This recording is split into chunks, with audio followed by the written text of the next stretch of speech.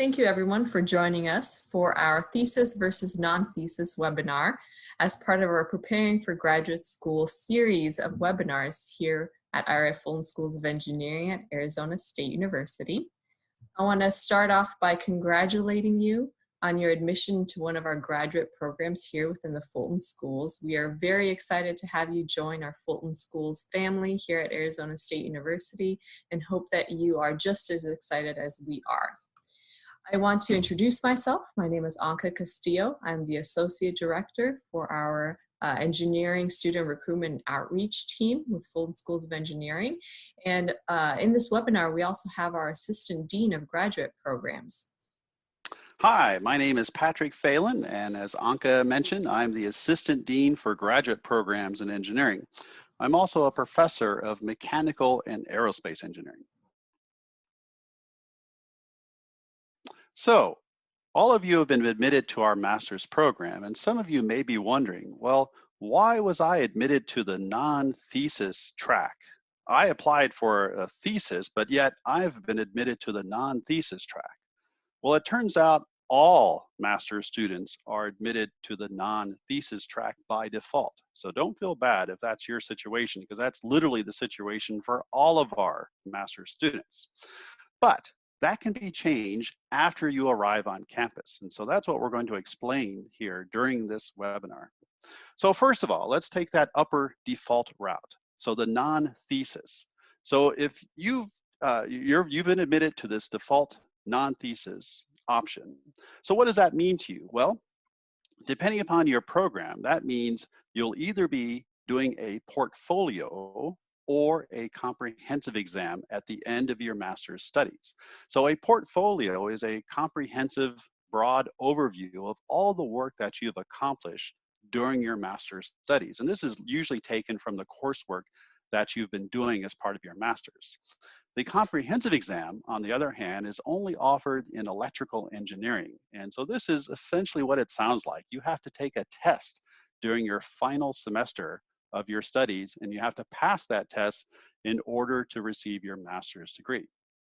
But now let's say you really want to do a thesis, or perhaps you want to do an applied project. Both of those require a faculty member to agree to work with you. In other words, that faculty member, he or she must agree to serve as your supervisor for either your applied project or for your thesis. And that can only be arranged, generally speaking, after you arrive on campus. That means after you've gotten a chance to meet some faculty and they've gotten a chance to meet you as well. So an applied project, usually that's a one semester type of project where the faculty member provides some mentorship. You generally this generally results in a written report and often a oral presentation as well.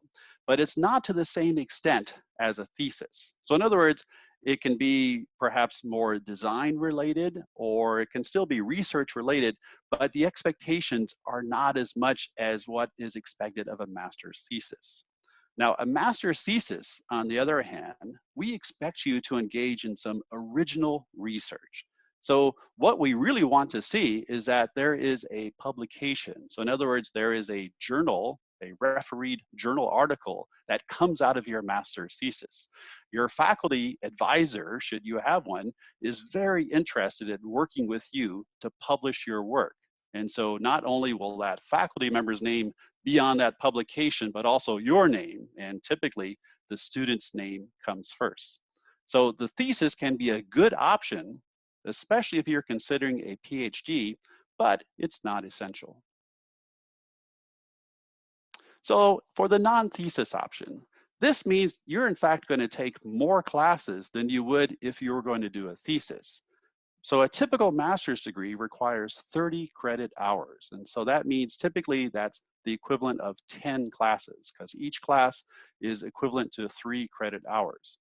If you're doing a non-thesis track, that means you're taking all 10 of those classes. And that means you can have quite a bit more breadth and variety. You have 2 extra classes to work with compared to your colleagues who are doing the thesis.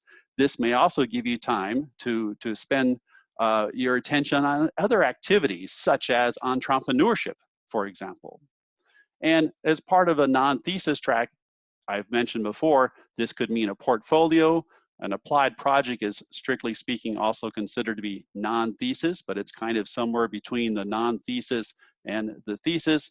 Or, again, for just electrical engineering, there is the comprehensive exam. For the thesis, 6 of your 30 credit hours, or the equivalent of 2 of the 10 classes, are dedicated to your thesis. So in other words, these are what are called research credits. So you don't take an additional class, but this is the time spent on your master's thesis.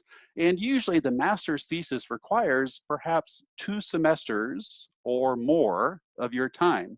So it's not something that you can get into, say, during your final semester before you graduate with your master's degree. This is something that really you have to identify the faculty advisor sometime during your first year of master's studies, ideally within the first semester or perhaps within the second semester. And then you can get started on your master's research, because it's going to take a lot of time.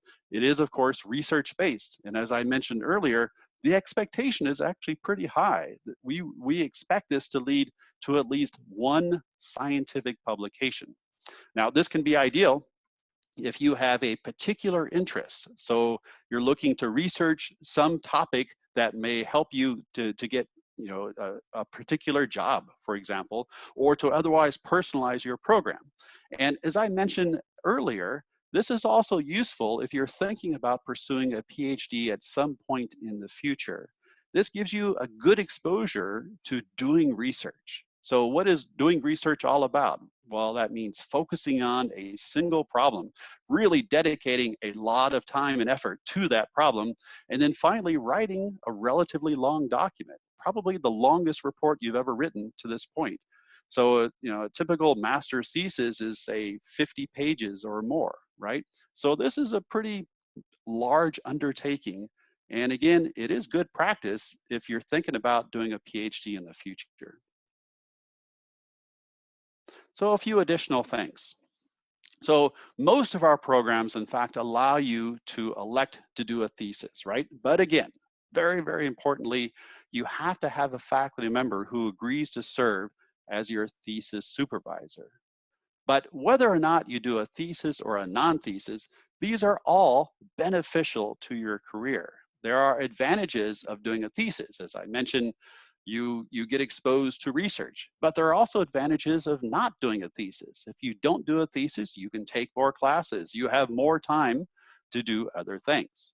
So whichever one you choose are going to be beneficial, and they can also help to shape your future career.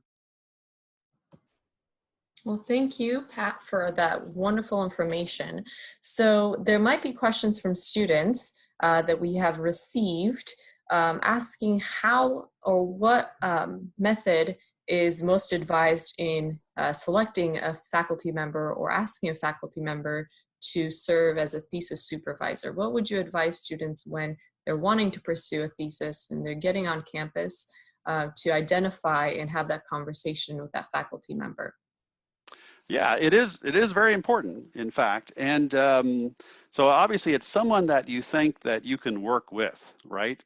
You got to get to know people, so the faculty, and they need to get to know you too, because both sides have to fit each other in a sense.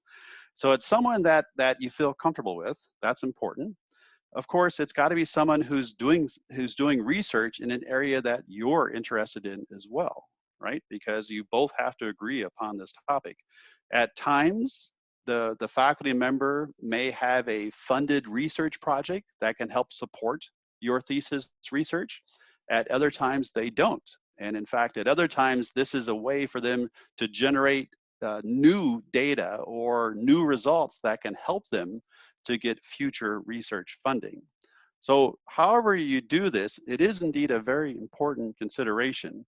And then finally, I should point out this person that you end up working with, this person's also going to be a reference letter writer for you in most cases, right? So whether you're looking for a job after you graduate with your master's thesis, or you're looking to get into a PhD program, this program can, this person, your faculty advisor, can be very influential in that. Well, thank you very much for that. And with that, we want to wrap up this webinar. If you have additional questions that we were not able to cover in this webinar on thesis versus non-thesis, please feel free to reach out to us. Our email is fsegrad@asu.edu. We would be happy to answer any specific questions that you may have or things that we did not cover in this webinar. And with that, we just want to say thank you for joining and listening in on this topic. We hope this was very useful to you as you are preparing for your graduate education and making some very crucial decisions about which path and track might be most beneficial to you and your future goals. And we hope that you have a wonderful day and cannot wait to have you join us. Thank you.